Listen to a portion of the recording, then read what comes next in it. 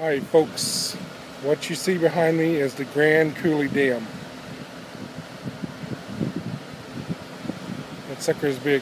We're going to take a tour, look around, go down, do what we do best.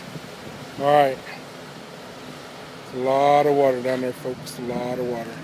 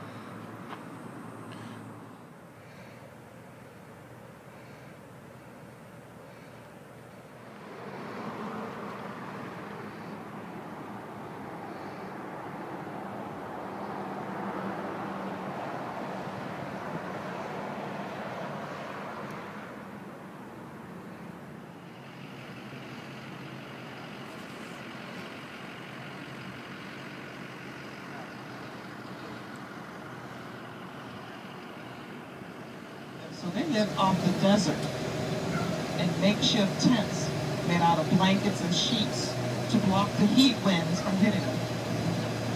So after that project, they came up here and they put a lot of things improved for the workers here. Very interesting, check it out. Now in this town of Mason City, they have a supermarket, post office, a bank, hotels, bowling alley, movie theater, and one casino! This all started with one man who had a vision.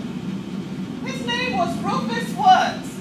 He was editor-in-chief of a small newspaper in Wenatchee.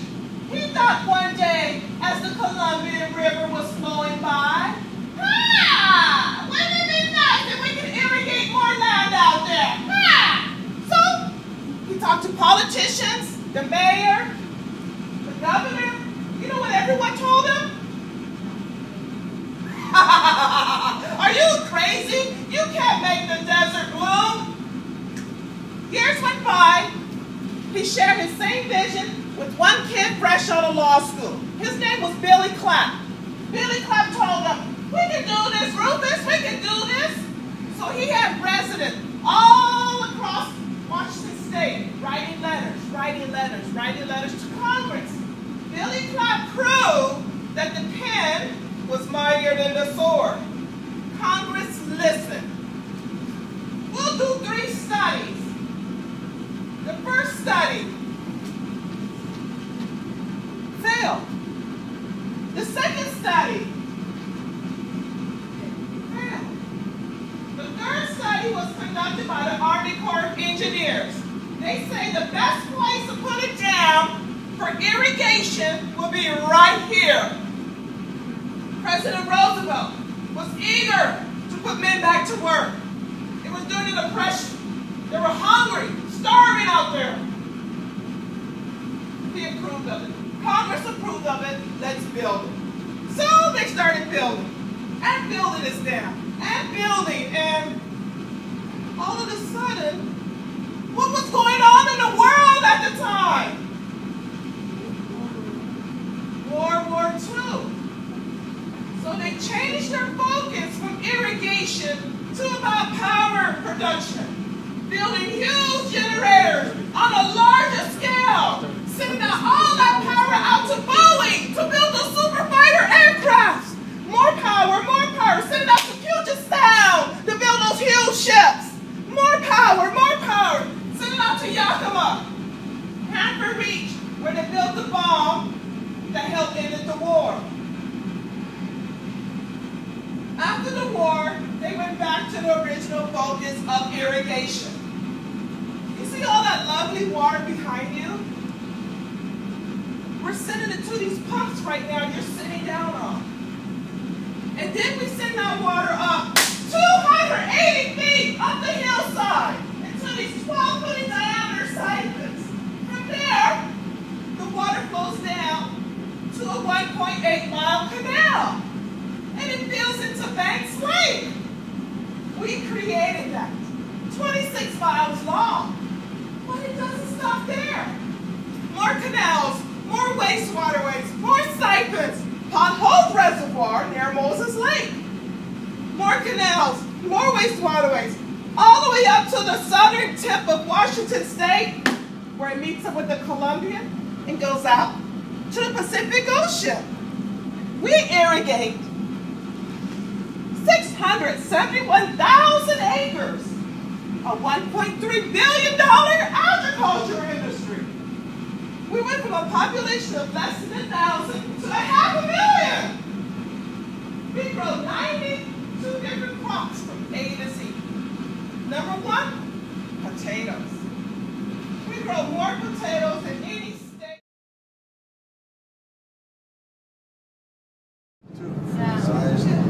Plums. Woo! Well-oiled barrels.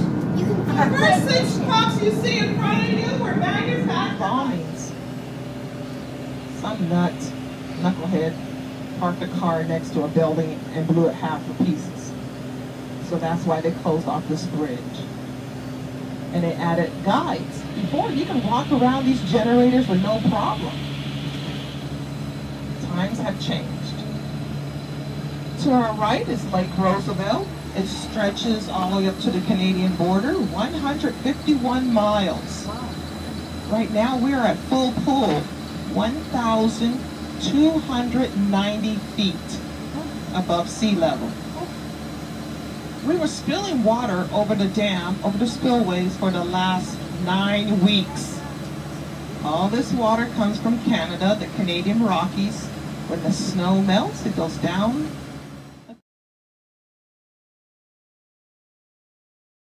Flows, it drops 2 feet in elevation. If we don't get a hold of this river, you know what happens to Portland, Oregon. We don't want that. We do not want that. Safety is number one here. So we're also built for flood control. Okay, once the bus comes to a complete stop and open up the doors, we're going to get off.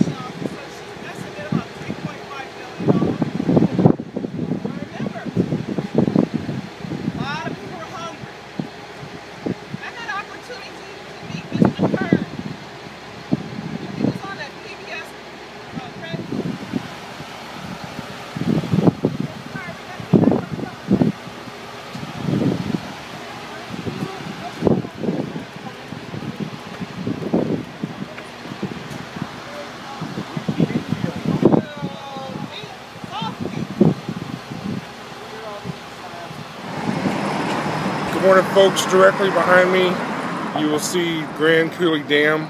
I'm in the middle of the bridge. It's kind of nerve-wracking as you can see cars go by and the trucks make the bridge move, and makes me kind of nervous. But this is a pretty cool view of Grand Coulee Dam right behind me.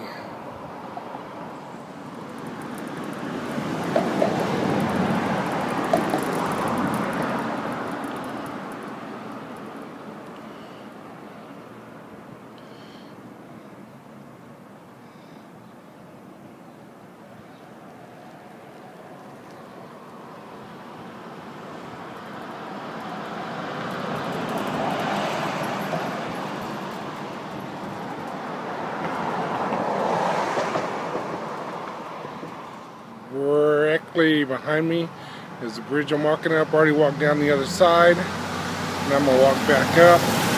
A little nervous as the cars go by, especially the big trucks. You can feel the bridge bouncing. I know that's just not me when I'm walking, but anyway, all right, stop and take a little video in the middle.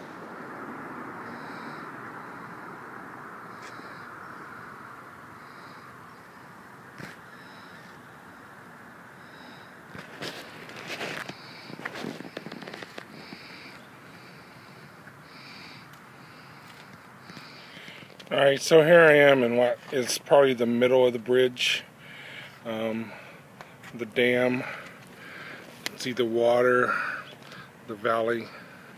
It's kind of about 7 o'clock in the morning, so there's not a lot of traffic on the bridge. There again in the back, you can see the dam.